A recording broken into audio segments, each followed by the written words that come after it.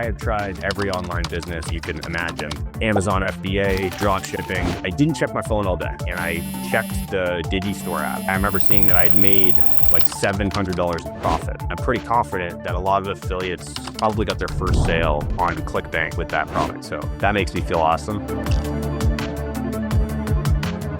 I have a very special guest, Mr. Ryan Hood, a friend of mine that I met about a year ago at a mastermind, at Gabe Ansel's mastermind. Shout out to Gabe Ansel.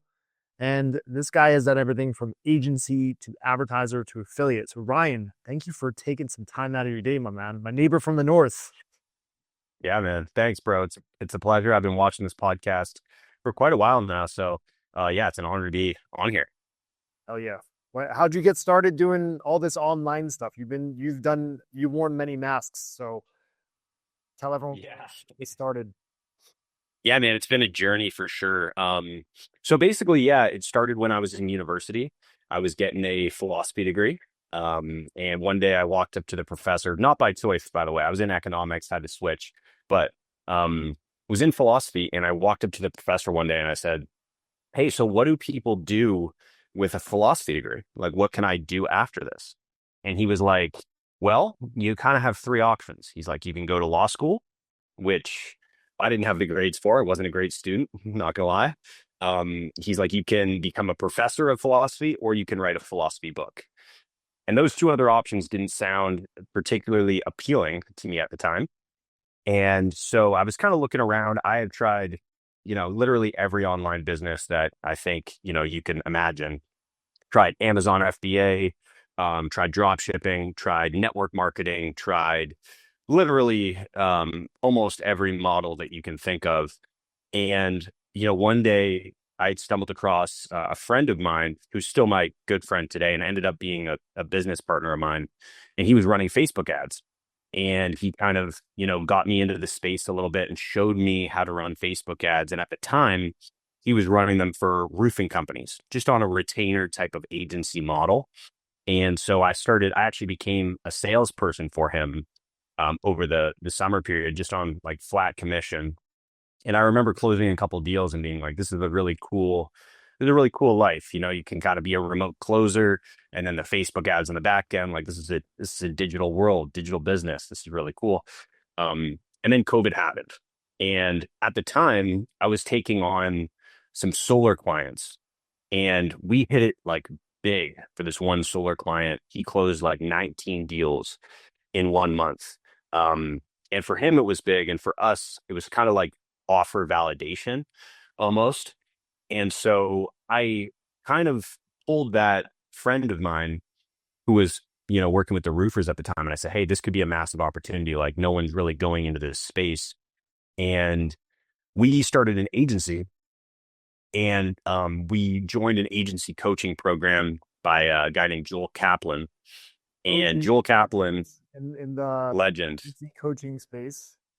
Yeah. He honestly, I'm not even like gonna cap. He changed my life, and his program, can't even call it a course, it was a program. Ended up, being a huge game changer for me inside the agency world. We took that agency from literally nothing to, in like 6 months, over $1 million a year run rate. And then past that, ended up buying a recruiting agency in the space, selling off that recruiting agency, and kind of running that with, it was a business with my best friends. My brother was involved as our top salesperson. And it was great. It was a great experience. We'd travel with them to Mexico and kind of like build the business digitally. And it was a really cool experience, and forever grateful for that. And then in kind of that period and kind of that time frame, I started to feel like, this is great. And I love this business, and this business model has, given me a lot. But the one problem with this business model is, and it's so funny for an agency owner to say this, is the clients, right? Like, the clients are constantly needing support, and they're constantly, kind of, I don't want to say nagging, but they're kind of like complaining and stuff like that. And they were lower tier agency clients, like 2K, 3K a month, stuff like that. So I started to look around. I started to kind of have that, like, eye that was kind of peering into other models. And I stumbled across a gentleman named John Tarr, who was Oh yeah, running, another OG. John Tarr? Yeah, OG, OG of G. VSL God, right? Yeah, he is a VSL god, and he basically crushed the number one not fear that I had, but the bottleneck that I was running into with VSL and trying to run VSLs, particularly on like Clickbank and Digistore and these types of networks. And that was compliance. And so he showed me how to basically create like a back end website. We call it like a hub site on the back end of your affiliate offers, which the ad networks will go look at and determine like, hey, this is a real business. So they'll go in, they'll see real privacy policy, they'll see real blog posts, real contact information, real terms and conditions, those types of things. And within a couple weeks of being working with John, I was able to actually get a offer that was just doing like low volume, like it was making me like 500 to 1,000 a day. And I was like, this is really cool. This is awesome. Like this is so different. And sooner or later that started to taper off. But I made a really good connection with that vendor. And to kind of wrap up the whole thing and how I kind of like took off in affiliate marketing, I went away to Mexico City just to take a month away from where I'm from, Toronto, which is obviously very cold. And I went to Mexico City and I was like, I'm just going to work on this VSL stuff. Like I'm going to crack this, but I'm going to do it differently. I'm going to run it on YouTube. And because Facebook was giving me some issues at the time, I'm going to run it on YouTube. And I sat in a room in Mexico City and just grinded on VSL. And I remember going for a walk one day in this huge park that's in Mexico City. And if you know Mexico City, you'll know the park I'm talking about. It's literally bigger than Central Park in New York. Massive. Yeah. And I went for a walk and I didn't check my phone all day. And I came back and I checked the Digistore app. And I remember seeing that I'd made like $700 of profit. And that was on a new ad source with a new offer. And I was like, okay, like this is real. Like this can actually like take off. And just started running VSL from there and never really looked back. And now obviously we're doing other stuff, but that's kind of how I got into it and how I started with the whole affiliate and digital marketing thing. Sick, man. And then, Mhm. how did that take you to becoming an actual advertiser or offer owner yourself?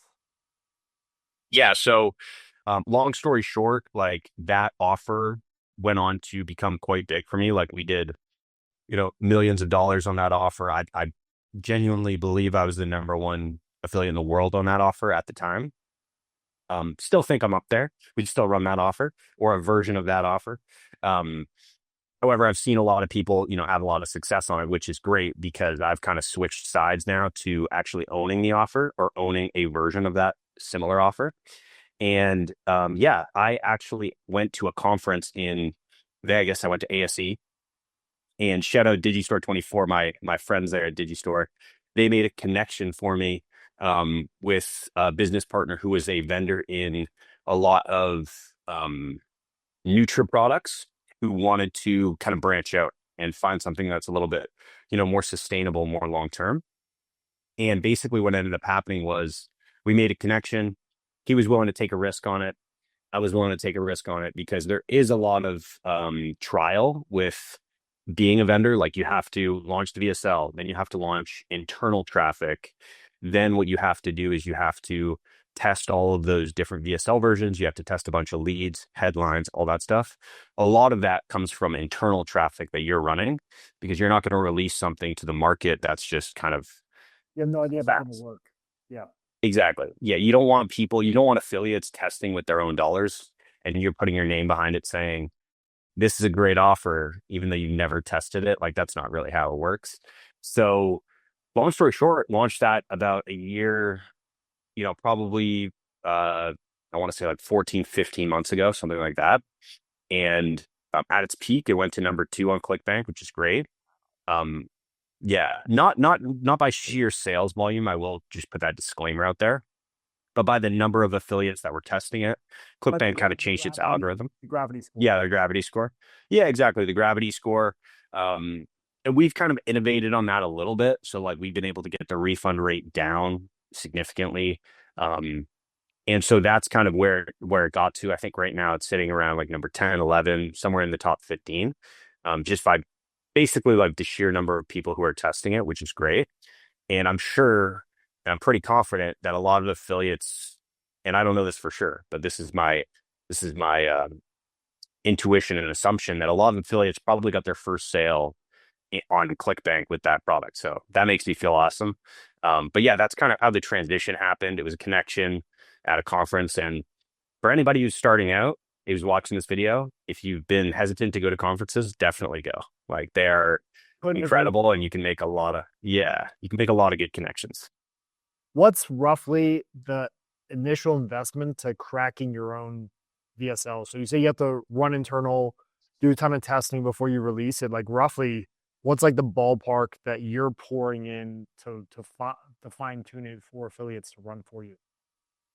Yeah, well, like I said, I had a pretty sweet deal. Like I met someone who has a team of, about 40 people and could really get the cost of the VSL, even with an actor, down very, very low. Like I'm pretty sure we paid the actor, south of $2,500 to do the full initial read. But sometimes you have to do that multiple times, right? So like if the actor doesn't work, sometimes you have to replace the actor. And there's a lot of script testing that goes into it. But genuinely, if you're sending test traffic, you can do it at kind of a lower level. Like we talk basically on clicks. So if you just average out to like $1 a click or whatever, you're probably going to look at spending, you know, 3 to 5 thousand a month on just the test traffic to figure out if where the sales are coming from, what lead is performing better, what headlines performing better, and then obviously you want to take it from there. Like if something begins to work, you kind of move through the variables of the testing process. So you're going to work through VSL versions, then you're going to work through leads, headlines, then you're going to go to the upsells and the back end of the whole thing, and that's a whole process. So for someone starting out, it's definitely beneficial. And one of the tips I can give you is before you become a vendor, verify the traffic that you have. So go solidify the traffic side of the whole thing, make sure the traffic's sound, and then you can kind of look at like, hey, could I rebuild a version of this? And obviously don't copy anybody, don't swipe anything, but rebuild a similar version, maybe even try and innovate on it, make it a little bit better. But that's kind of what you're looking at. Everything has a hard to it, right? So affiliate is easy in the sense is there's basically no responsibility after you get your conversion unless you have payment issues. But then the hard is usually you have either the offer dies or the tons of competition comes in. On Yeah. the advertiser or offer owner side, I'm just guessing, having had like a brick and mortar business before, the easy is you have a higher customer value. There's some AOV, LTV combination that works in your favor. What's the hard though to having your own offer? Yeah, so I would say it's probably in optimizing that whole process. So optimizing the actual offer. That's one part of it. The second part of it that a lot of people don't think about, which we've actually poured a lot of like time and energy into, is actually the product. So obviously, as an affiliate, the beneficial parts are you don't have to worry about a product and you don't have to worry about customer support. So those are the two things that you kind of trade off. What vendors trade that for is the customer data, and they trade it also for the vendor commissions. So you're not actually going to be like a lot of vendors run internal traffic, sure, but a lot of the traffic, majority of the traffic is coming from unpaid sources. They're affiliates, right? So they're paying for the traffic. So that's kind of the change you make. So it really, when you break that down, you have to ask yourself, what are you better at? Are you better at conversion and customer support, or are you better at traffic?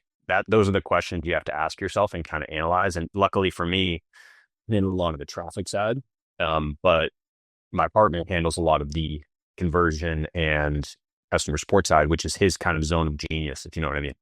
Yeah. So let's talk traffic. YouTube ads. You are a YouTube guru. Let's just say it, man. Explain how YouTube came into the picture for you. I'm guessing it started when you started working with John Tarr. You were trying to crack these affiliate offers. Did you start YouTube there, or did you just like fall into YouTube traffic somewhere along the way?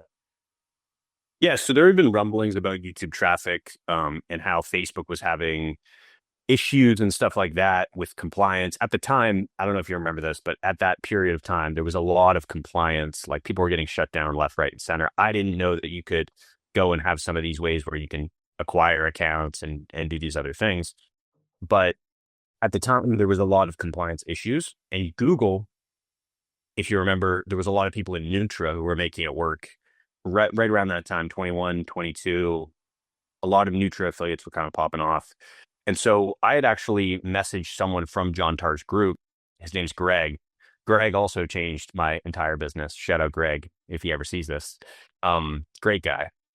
And we started running some YouTube traffic. And at the time, I had gone from like survival to Agora financial offers, trying to make Agora financial offers work on YouTube, and had seen some other publishers do it really well.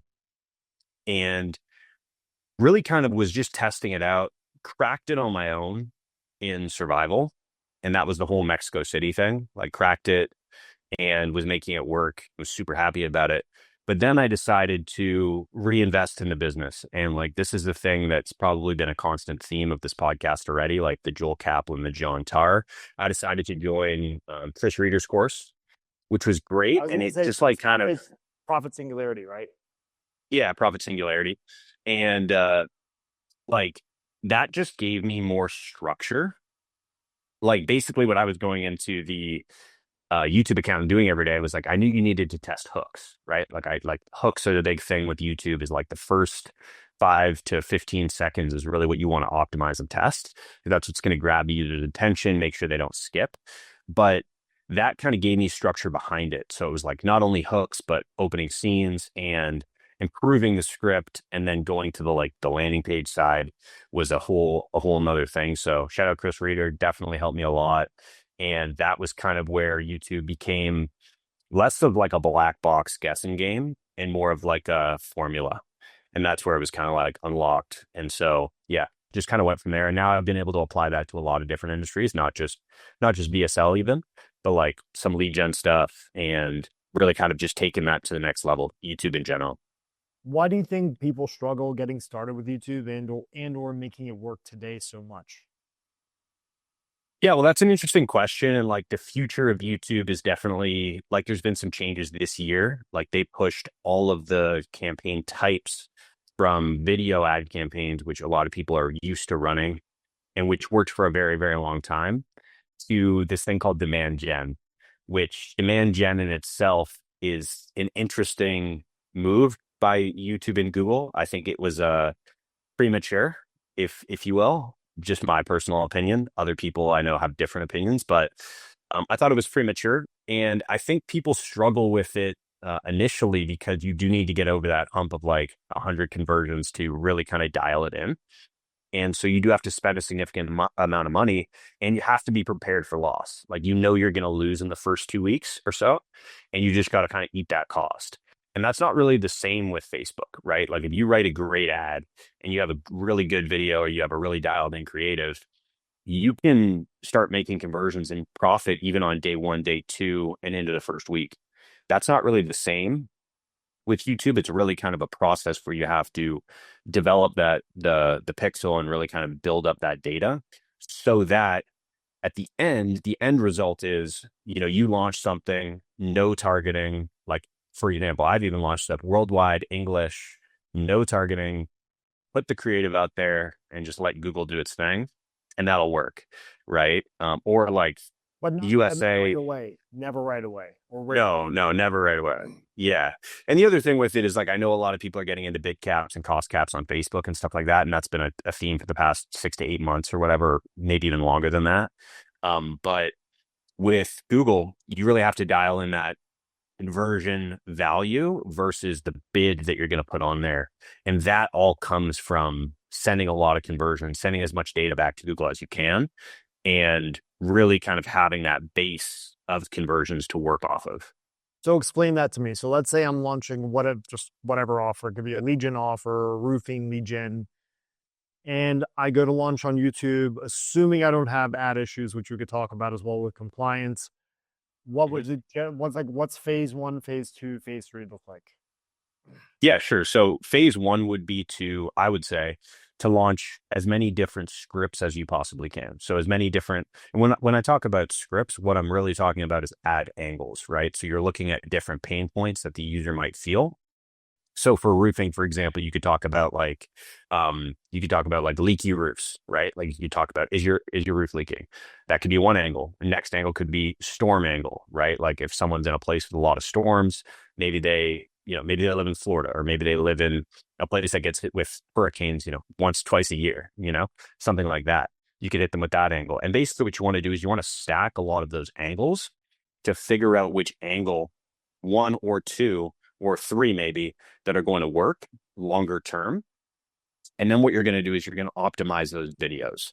So you found the idea that's going to be the idea that's going to win long term. Now what you need to do is you actually need to optimize the creative. And so typically if you have, let's just take it, for example, one winning video, you're going to go put maybe 5 or 10. And when you're doing this for a long time, you go through a lot of these, but hooks. So the first 5 to 15 seconds, you're going to change out the either the visual, or you're going to change out the actual script, like what the person's saying, or you're going to do both. And you're going to continue to do that until you find the winning hook. Then you're going to kind of dial that in even further. So it goes along a process of optimization where at the end you have this winning ad. And that's what we call them on our team, is just like you have a winner basically. And you can even create variations of that winner, but the winner should be able to produce millions of views, and it should be able to run for a very, very long time. And that's the difference, I think, with YouTube, is like you can run a campaign for a very, very long time with similar angles, similar creatives once you've dialed it in. But it is really getting to that point. That's kind of the dip of like learning that you have to go through to get to the other side. But at the same time, if we look at like the data in the ad account and then how performance turns, because it seems like it turns a corner. A lot of that happens, like let's say you put up a few average ads that are plus or minus around like your break even. If you just Mhm. also, from my understanding, if you just let that run and you let the data feed, you get your 50 to 100 conversions. It should start improving as a whole, and the account with changing nothing as well, right? Yeah, it should. I would personally recommend optimizing through that learning period. Like, there's no point in leaving up ads that are, like, let's say, for example, way under KPI just to get the data. Like, you can switch those off and you can optimize through that process and still get the data. So like you don't necessarily need to just let average ads run. You could, but there's a more optimal way to do it, which is to optimize through that process and you still get the data back. So when launching a new account, that's what I would suggest, is like go wide at the beginning and then begin to like narrow the process in. And then you know, as you kind of narrow that process in, the data should be stacking up, and then it should kind of reach this inflection point where the creative's in your favor, the data's in your favor, and now it should kind of like really start to accelerate. And you have to be posting that conversion value as well, is what you're saying too. I would suggest it unless you're on a CPA and you can post back just an average value. But I would always suggest posting back the real value, especially if you're on like rev share, for example, like a lead rev share, for example. You sell roofing leads and you get 90% of what they're selling for. That's going to be important because a lot of people do run a method which is TROAS, right? Instead of tCPA, you can run TROAS, and that does work to some extent. And that's really good on rev share, particularly because it's going to dial in on the areas that are paying out the highest. So let's go back a step. So you run max conversions, you spend enough to get the 50 to ideally 100 conversions in the account, and you've optimized the ad to get in the ballpark of a good CPA. Maybe you're super profitable.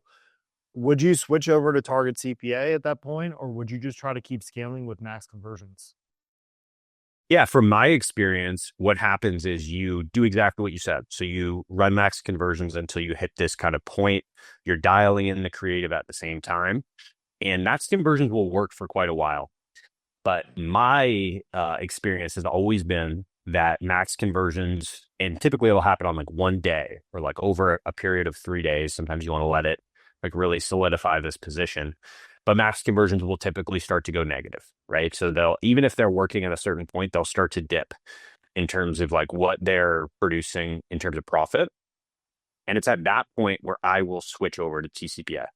So I'll fix in a bid that I want and I'll let it run from there. And that's going to be a process itself of trying to dial in the bid because it's kind of like a tap, right? If you turn the tap too tight, only a little bit of water is going to come out. If you turn it way too high, your whole budget's going to spend. So it's kind of like a little bit of a process, but it's typically at that point where max conversions has worked for a while and you've gotten to that 100 conversion or 50 conversion point. Sometimes it happens around 50, but that's when I'll switch over to tCPA and be like, okay, now it's time to dial this in.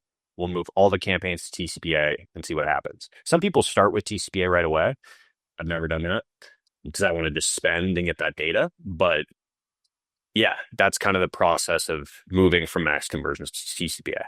Where does the scaling come in then? So let's say you slap on a good bid, like let's say you're getting conversions at $10. I don't know, would you bid at 10? Would you bid at 12? Or I guess you'd have to test it. I don't know. This is outside of my Yeah. expertise. Yeah. I typically bid lower because I want to see what happens. And if anything changes, like if we're not spending, you can always bump the bid. Like Google's kind of like a rope-a-dope system. You can kind of just move stuff. You don't want to do it too much, but you can move the bid up, obviously. And so basically the scale comes when you have a good bid that's spending, but it's not spending too fast. Like you can feel it. If you wake up and your whole budget's gone, you're like, okay. And you have, limited conversions, you're like, this is not working. So you have to play around with that bid a little bit. But once you get the dialed in bid, my typical scaling strategy is, and I've tried a ton of different ways, but we'll just start to increase the budget based on the hour. So if the budget, we wake up, the budget's profitable, we can bump it right there. We don't bump it after like 4 p.m. because we find that later in the day, if you increase the budget, Google will just spend it. They don't really care as much about getting you those conversions or finding those conversions. So we do cut it off at a time in the day. But typically what you can do is you can just surf the budget up. And if things are holding, you can continue to do that. That's one scaling strategy. Another scaling strategy is to use, and if you see this, you know that your ad account is kind of dialed in where they'll say limited by budget, right? Like Google will tell you limited by budget. And if you click on limited by budget, it will give you three options. One is going to be increase the budget to a huge, huge level compared to your current budget. The second one is to kind of go in the middle. And the third one is going to be a significant increase of your budget. So let's say your budget's 500. It might say, like a good estimate on this would be like, bump your budget to 1,100 and see what happens. And the top option might be like, bump your budget to 3,200, right?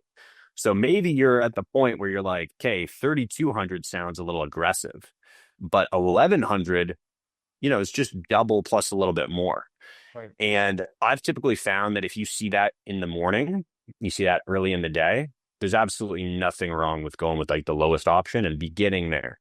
And that can create significant increases in your budget and you can start to scale like quite fast because what's going to happen is if you select the lowest level, it's still going to say limited by budget the next day, right? Until you hit a certain point. So that's another scaling strategy that's worked really, really well. And you can find that at higher budgets, you can really move the budget quite fast to really move the needle in terms of how much you're spending and how much you're profiting.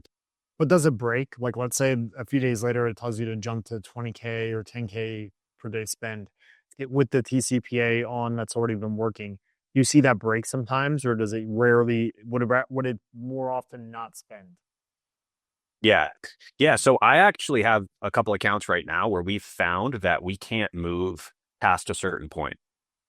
So what you'll find is like you've tried to move the budget up and let's say you're surfing it like the first scaling method, and you're moving it up like 20%, in the morning. You wake up, you're up 60% ROI. Okay, great. Let's bump the budget. What we found is even if we do that, the next day we'll kind of go negative. And then we'll hold it there. We'll be like, okay, it's just a bad day. Like, let's just we'll wait one more day, see what happens. It goes negative again.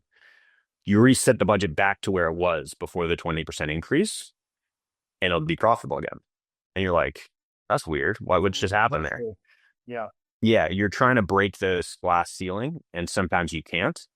And maybe that's on the media buyer. Like maybe you could try a bunch of different angles, but single ad scaling is typically how a lot of people make YouTube work, especially in VSL. So I'll find like one ad that's going to scale to an nth degree, that threshold, whatever it is. And that's really where you kind of want to be. That's where you're going to find the steadiness of Google. Are you resetting the budget back down, even on like VSL stuff? Because I know you talk about surfing it up. Do you surf it back down at the end of the day, or do you, wherever it finishes, you leave it there to hold? We try to leave it. We try to leave it as where it can stay. But what I will say is on when if a offer ever turns over, so if it ever like starts going red on us, what we'll do is we won't shut it off. We'll start to surf it down. So we'll go, okay, it didn't work at this budget. We'll surf it back.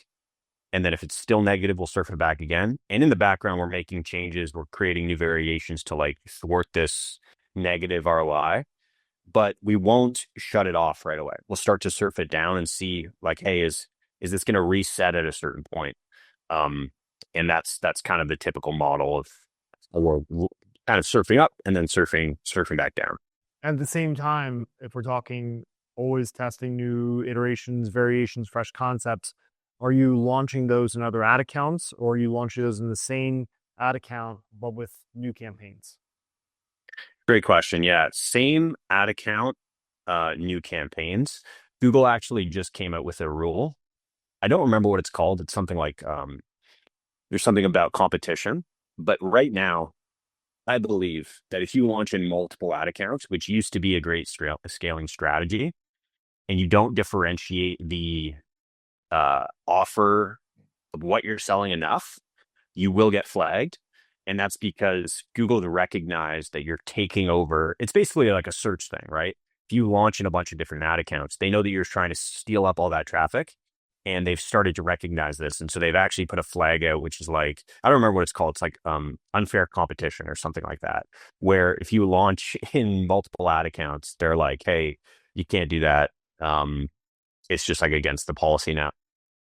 Wild, man. So Mhm. when it comes to lead gen, which Mhm. often looks like a schedule, for example, how does it work with YouTube? Like, is the on and on off around like a 9 to 9 Monday through Friday hurting it, or do you run it on like day parting within the settings, and you leave the campaign on? Like, what are some tips you can give for lead gen or lead gen affiliates? Yeah. So we've tried both. We've tried like manually turning them off. We've tried resetting them and turning them on. The reason why resetting the ad doesn't work is because Google holds a lot of data at the campaign level, right? So to give you an example of this, how we've revived campaigns is we'll either reset by duping the ad at the ad level.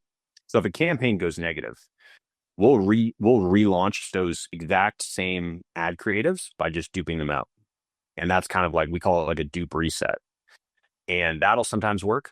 Or what you want to do is take a brand new video and you want to place it inside an ad that was already currently there and relaunch that. And sometimes that'll revive the campaign. But to answer your question on day parting, Google actually has a very simple method for turning off days and times that it actually adheres to very well. And so if you do that in the campaign level, we've found that that's the best method for day parting and dealing with weekends and stuff like that. For whether you're in pay per call or lead gen, that's the best way. You just set it, forget it almost once it's working. Yep. What other tips you have around lead gen or pay per call specifically that you could give? Because obviously running 24/7 is nice, but it's so limited with some offers and campaigns. Yeah, I definitely have one that is quite big, and that's that some, and I've heard a lot of people say this, a lot of people I respect say this, and I found this for my own self, which is some offers are just not going to work on Google. Like some offers are just not going to work on YouTube in general. And I had a really good chat with a friend about this the other day. But the way that you should look at YouTube is not necessarily as a social platform, right? Like Facebook is a social platform, and a lot of these lead gen networks have social payouts, right? So they'll say, "Oh, um, we'll pay you $30 on your gutter leads, or we'll pay you $28 on your window leads, or whatever it is," right? Those are actually meant for Facebook affiliates. So those are meant for social payouts. Google, the way you should look at it is kind of more of like a CTV platform. So look at it more like a Hulu or a Netflix or something like that, because that's the way that it's actually structured. And so, what I would suggest is two things. Number one, always look for higher payout offers. And when I say higher, I don't mean, the tort stuff, like the high stuff, right? I mean, like we're talking $30 plus. So don't try to run loans. Don't try to run things that are lower payout unless you're going to try shorts, which still I wouldn't recommend going lower.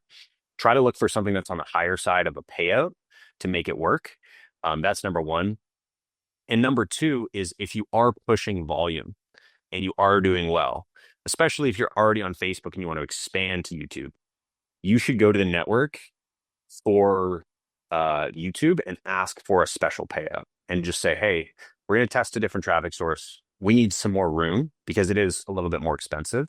We need more room. We need a special payout. It's not a social payout. It's a CTV payout, or it's a different style of payout. And a lot of people are going to tell you no, and that's okay. But some people will say yes, and they'll say, yes, we can work towards that. We can talk about that special payout for a different platform because the quality is typically slightly higher, especially if you're running images on Facebook. You are going to find higher quality typically on YouTube. Um, and that's something that I would focus on doing in terms of how to make lead gen work. There's a couple other things that you can do, but those are the big needle movers. Oh yeah, lots of good tips for anyone that wants to crack into YouTube, man. What I know before the call we were chatting also a little about Rumble ads, smaller offers, survival. What else can you share there, or like other traffic sources, for example? Yeah, for sure. So Rumble's been really good with us, particularly around compliance. They seem to be more lenient. I love the guys at Rumble. Have a lot of friends there. Had some really good chats in New York last week with some of the guys from Rumble. Really good team. And basically, what I would say with Rumble is it is a process of testing different creatives, but it's less so on the creatives and more so dialing in the placements. Rumble ad network is comprised of not only Rumble, but Truth Social, and then a bunch of other platforms like Breitbart News. Um, there's online, there's like video poker websites. Like there's a whole back end to this. Rumble actually is quite large in that sense. Like they do have quite a robust ad network. So really dialing in the sites that are going to work for you. And on Rumble as well, I would say run video. That's what I would suggest. I know there's people who are making images work. I've tested some images. I've never been able to make them work, unfortunately. But Rumble's good because the CPMs for video sit around $7. So a lot of people are going to see your ads. You definitely want a impression cap on that, but they're going to sit around $7 and you're going to get a lot of clicks quickly. So you'll see like traffic just surge your page like very, very fast. And that's when you can kind of dial in those sites. But Rumble's a great platform. We're testing Newsbreak right now for the first time. We have some stuff that's worked on it to a degree, and we've had some stuff that's bombed, which is typical. But that's really worked for us. Newsbreak has been a cool experience just to get into a new platform and really test it. I know a lot of people are trying it right now and have tried it in the past, but they actually have a really good system for their learning process. And I'm sure you tested Newsbreak. Never even touched it. Okay. Yeah. So if you get past, I don't remember what the number is. I think it's like 20 or 30 conversions on an ad set. What'll happen is the ad set will go into, it'll be like completed learning. Like it'll tell you like we're good to go here. And then you can start to surf that budget up and you can move it over to tCPA, TROAS, whatever you want. And that's kind of where you can find the scale. We haven't found incredible scale there yet, but I have met a couple people who've hit, you know, 6-figure days on Newsbreak, which has been really cool to hear because I know that there's a lot of traffic there, which is also really interesting. What tips do you have around Rumble? Like, what's the potential there? What's the limitation? Yeah, so potential there. I mean, I think I've been able to get offers to like 12K a day in spend. So it's not like Good. a huge. Yeah, it's actually pretty decent. It's not a huge platform, but what it is it's like a way to, and those were Nutra offers, right? And so like you're running Nutra, you're running things that are a little bit more Super aggressive, but broad. yeah.